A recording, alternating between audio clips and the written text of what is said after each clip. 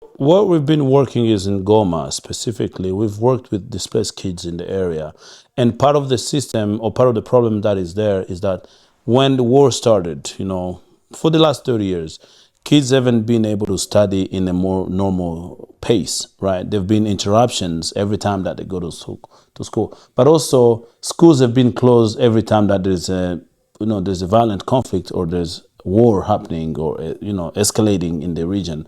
Now, we at Vision Africa has been working with displaced kids, and part of what we've been trying to do is to make sure that these displaced kids, although they're being displaced from their communities, although they're losing their parents sometimes, although they're being raped and they're being, abused by these actors of violence, the kids don't lose the opportunity for hope, which is education.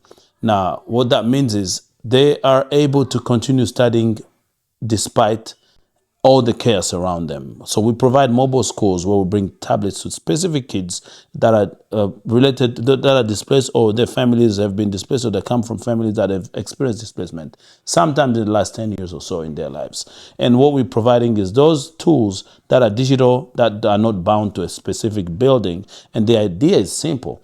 How do we provide education when everything has stopped? We want to make sure that education doesn't stop. But this is challenging because these kids carry a lot of trauma. They carry a lot of mental health challenges that are related to this war, that are related to the inhuman treatment that they've been victims of.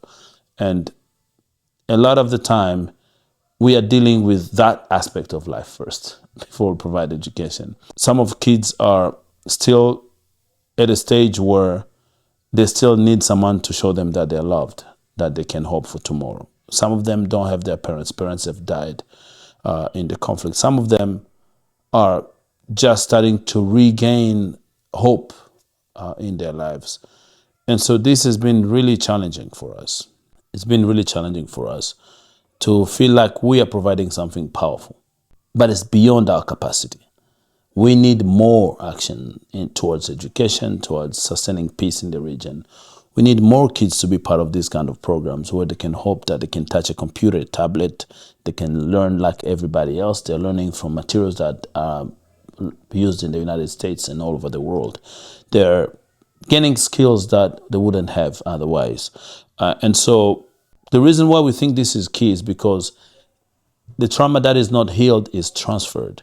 And if kids do not have hope, they're most likely to become actors of violence. So usually the victims of violence, if are not healed, become actors of violence.